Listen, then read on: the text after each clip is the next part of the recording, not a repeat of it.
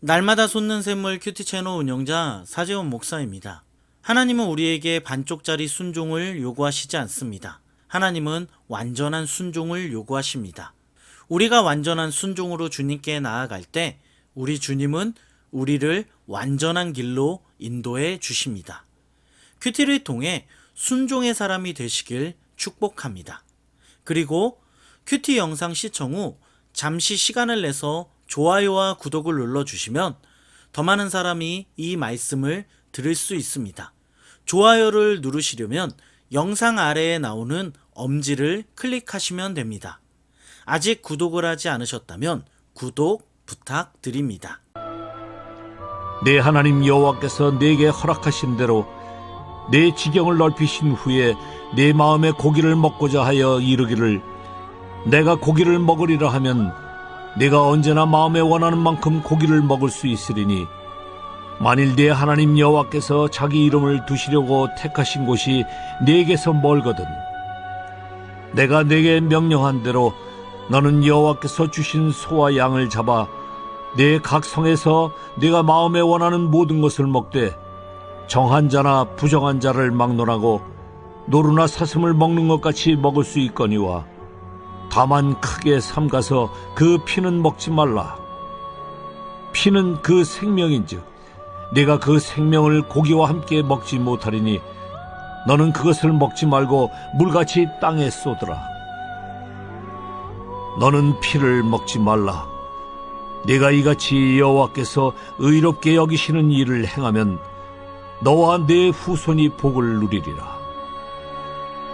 오직 네 성물과 서원물을 여호와께서 택하신 곳으로 가지고 가라. 네가 번제를 드릴 때에는 그 고기와 피를 네 하나님 여호와의 제단에 드릴 것이요 네 제물의 피는 네 하나님 여호와의 제단 위에 붓고 그 고기는 먹을지니라. 내가 네게 명령하는 이 모든 말을 너는 듣고 지키라. 내 하나님 여호와의 목전에 선과 의를 행하면 너와 네 후손에게 영구히 복이 있으리라.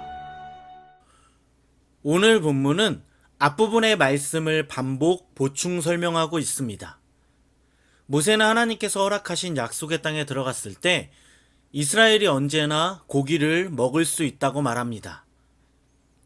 모세는 하나님이 약속하신 땅을 정복한 후 각 성읍에서 소와 양을 잡아도 된다고 합니다.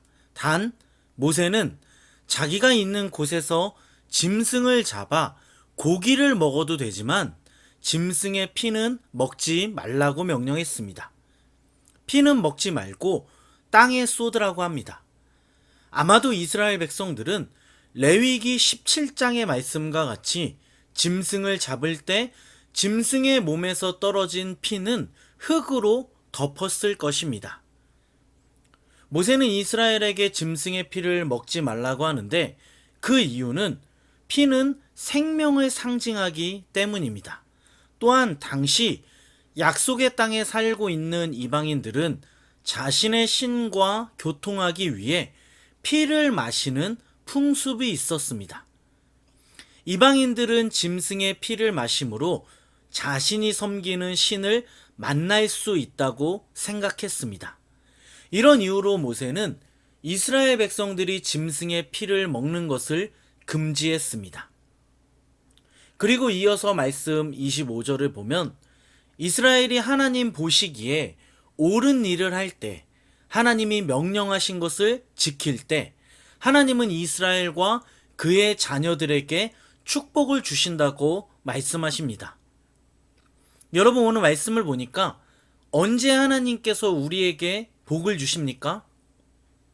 우리가 하나님 앞에서 옳은 일을 할 때, 하나님이 명령한 것을 지킬 때 하나님은 우리와 우리 자녀들에게 복을 주십니다. 하나님이 우리의 행동을 보고 기뻐하실 때, 하나님의 눈앞에서 우리가 하나님의 명령을 지킬 때 우리는 하나님께서 주시는 하늘로부터 오는 복을 경험할 수 있습니다. 사랑하는 여러분, 복을 싫어하는 사람은 없습니다. 누구나 복을 받고 싶어 합니다.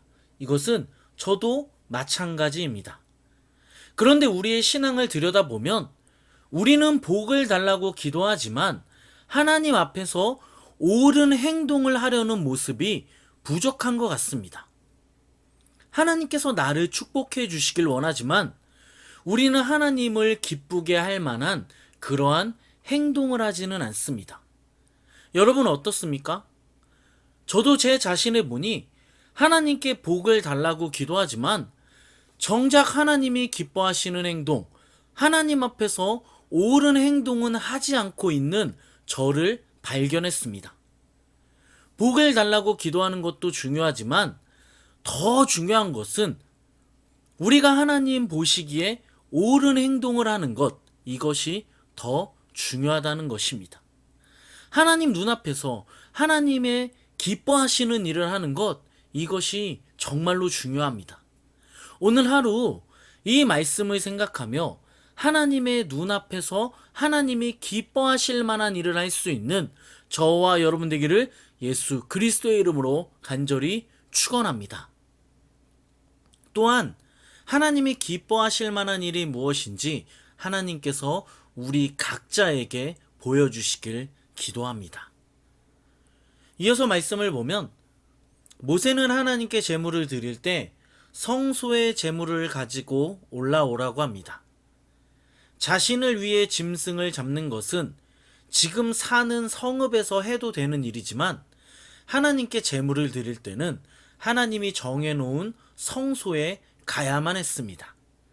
이스라엘은 아무리 멀어도 하나님께 제물을 드릴 때는 하나님이 정하신 장소에 가야만 했습니다. 자신이 원하는 곳에서 예배를 드릴 수 없었습니다. 모세는 번제를 드릴 때는 고기와 피를 제단 위에 올리라고 합니다. 하나님이 정하신 곳에서 하나님이 정하신 방법에 순종하며 예배 드리라고 명령합니다. 이렇게 하나님의 말씀대로 예배할 때 오늘 28절을 보면 여러분 뭐라고 기록되었습니까? 하나님께서 이스라엘에게 명령하는 모든 말을 듣고 지킬 때 영원한 복을 우리에게 주신다고 합니다. 우리와 우리 자녀에게 복을 주신다고 약속하셨습니다. 그런데 여러분 우리는 여기서 잊지 말아야 할 한 단어가 있습니다. 모든이라는 단어, 히브리어로 콜이라는 단어를 잊지 말아야 합니다. 하나님이 언제 이스라엘에게 복을 주십니까? 하나님이 명령하신 모든 것을 지킬 때, 하나님의 명령하신 모든 말씀에 순종할 때 하나님은 복을 주십니다. 다시 말하면 하나님은 하나님 말씀에 철저하게 순종할 때 이스라엘에게 복을 주십니다. 이렇게 하나님은 이스라엘에게 반쪽짜리 순종을 원하지 않으셨습니다. 온전한 순종, 완전한 순종을 요구하셨습니다. 사랑하는 여러분, 우리는 사울 왕을 잘 알고 있습니다. 그는 왕으로 하나님의 기름 부음을 받고 왕이 되었습니다. 하지만 그가 왜 하나님께 버림받았습니까? 그가 왜 하나님이 주시는 복을 받지 못했습니까? 그는 반쪽짜리 순종을 했기 때문입니다. 그는 모든 것을 진멸하라는 하나님의 말씀에 완전히 순종하지 않았습니다. 자신의 눈에 좋은 대로 양과 소를 취하며 반쪽짜리 순종을 했습니다. 결국 하나님은 그를 버리시고 다윗을 왕으로 세우셨습니다. 사랑하는 여러분, 반쪽짜리 순종은 하나님을 기쁘시게 할 수 없습니다. 하나님은 반쪽짜리 순종이 아닌 완전한 순종을 원하십니다. 지금 우리는 어떤 이유로 반쪽짜리 순종을 하고 있습니까? 우리는 완전히 왜 순종하지 못합니까? 하나님은 완전한 순종을 우리에게 요구하십니다. 하나님은 완전히 순종하는 자들에게 복을 주십니다. 반쪽짜리 순종에서 완전한 순종으로 나아갈 수 있도록 오늘 하루 성령의 능력을 구하는 저와 여러분 되기를 예수 그리스도의 이름으로 간절히 축원합니다. 아멘. 오늘 말씀 생각하면서 기도하겠습니다. 기도하실 때 하나님의 눈앞에서 하나님이 기뻐하실 만한 일을 할 수 있는 우리가 되게 해달라고, 하나님이 기뻐하실 만한 일이 무엇인지 하나님께서 우리에게 각자 또한 보여주시기를 기도하겠습니다. 그리고 마지막으로 반쪽짜리 순종에서 완전한 순종으로 나아갈 수 있도록 오늘 하루 성령의 능력을 구하시길 바랍니다. 우리 말씀을 생각하면서 간절히 같이 한번 기도하겠습니다. 기도합니다.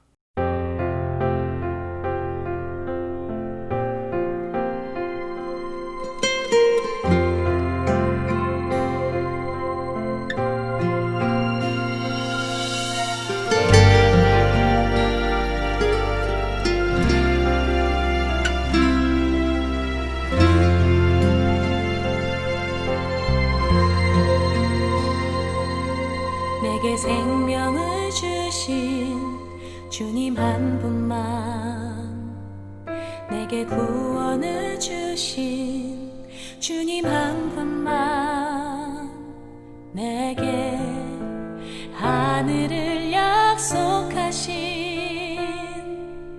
주님을 사랑합니다. 내게